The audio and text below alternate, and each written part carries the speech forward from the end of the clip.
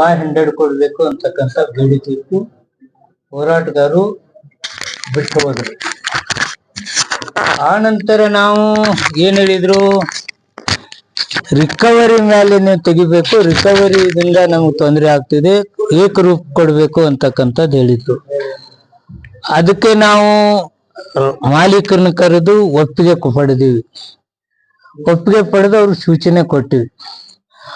ಆ ನಂತರ ಮತ್ತೊಂದು ಡಿಮಾಂಡ್ ಬಂತು, 3250 ಏಕಾಲಕ್ಕೆ ಕೊಡ್ಬೇಕು ಅಂತಕ್ಕಂಥದ್ದು ಬಂತು. ಅಥವಾ ನಾವು ಹಿಂದಿನ ಬಾಕಿ ಒಟ್ಟು ಕೊಟ್ಟು ಕೊಡ್ಬೇಕು, ಚಾಲು ಮಾಡ್ಬೇಕಂತಕ್ಕಂಥ ಬೇಡಿಕೆ ಬಂತು.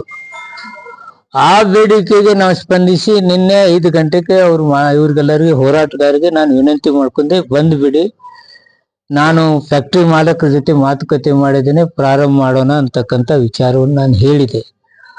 ಅಷ್ಟರಲ್ಲೇ ಈ ಘಟನೆಗಳು ನಡೆದು ಹೋಗ್ಬಿಡ್ತು. ಇದು ಬಹಳ ದುರ್ದೈವ ಸಂಗತಿ, ಬಹಳ ವಿಷಾದದ ಸಂಗತಿ. ಇದು ನಾವು ಸರ್ಕಾರದವರು ಈಗಾಗಲೇ ಮುಖ್ಯಮಂತ್ರಿಗಳೇ ಕರೆದು ಸರ್ಕಾರದಿಂದ 50 ರೂಪಾಯಿ ಕೊಡ್ತಾ ಇದ್ದೀವಿ, ನೀವು ಫ್ಯಾಕ್ಟರ್ ಹೆಚ್ಚಿಗೆ 50 ರೂಪಾಯಿ ಕೊಡಿ ಅಂತ ಹೇಳಿ ಸಂಧಾನ ಮಾಡ್ತಕ್ಕಂಥ ಕೆಲಸ ಮಾಡಿದ್ರು.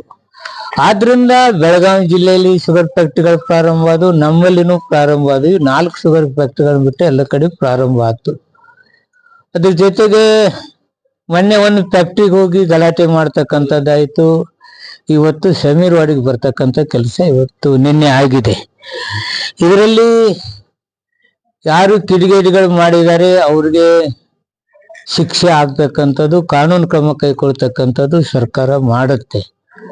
ಅದ್ರ ಜೊತೆಗೆ ನಾವು ಫ್ಯಾಕ್ಟ್ರಿ ಮಾಲಕರಿಗೆ ಏನು ನೋವಾಗಿದೆ ನಾನು ವಿಷಾದ ವ್ಯಕ್ತಪಡಿಸ್ತೇನೆ. ತಾವು ಎಲ್ಲದನ್ನೂ ಕೊಡ್ತೀವಿ ಅಂದಾಗಲೂ ಈ ಘಟನೆ ನಡೆದದ್ದು ದುರ್ದೈವದ ಸಂಗತಿ. ಇದನ್ನ ಆದಷ್ಟು ಬೇಗ ಸರಿ ಮಾಡ್ತಕ್ಕಂಥ ಕೆಲಸ ನಾವು ಮಾಡ್ತೇವೆ, ಎಲ್ಲರಿಗೂ ವಿನಂತಿ ಮಾಡ್ಕೋತೀವಿ.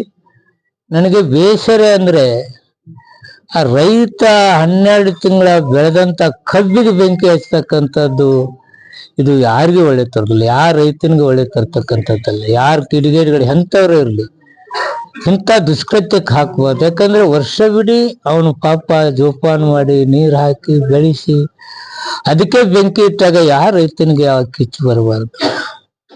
ಮತ್ತೆ ಕೆಲವು ಟ್ರ್ಯಾಕ್ಟರ್ಗಳನ್ನ ಸುಟ್ಟು ಹಾಕ್ತಕ್ಕಂಥ ಕೆಲಸ, ಬೈಕನ್ನು ಸುಟ್ಟು ಹಾಕ್ತಕ್ಕಂಥ ಕೆಲಸ, ಇದು ಬಹಳ ವಿಷಾದನೀಯ ಆಗತಕ್ಕಂಥ ಕೆಲಸ ಆಗಿದೆ.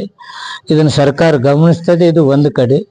ನಾನು ಇನ್ನೊಂದು ಕಡೆ ಫ್ಯಾಕ್ಟ್ರಿಗಳು ಮಾಲೀಕರಿಗೆ ನಾನು ವಿನಂತಿ ಮಾಡ್ಕೊತಾ ಇದ್ದೀನಿ, ಈ ಯಾರು ಹೋರಾಟಗಾರರು ಭಾಗಿಯಾಗಿಲ್ಲ ಅಂತಕ್ಕಂಥದ್ದು ಹೇಳ್ತಾರೆ ಅವ್ರನ್ನು ನಾವು ಕರೆಸ್ಬೇಕಾದ್ರೆ ಸಾಧ್ಯ ನಾನು ಮಾತಾಡ್ತೇನೆ. ಆದಷ್ಟು ಬೇಗ ಫ್ಯಾಕ್ಟ್ರಿಗಳು ಪ್ರಾರಂಭ ಆಗ್ಲಿಕ್ಕೆ ಏನು ಸಾಧ್ಯತೆ ಅದನ್ನು ಕ್ರಮ ಕೈಗೊಳ್ತೇನೆ.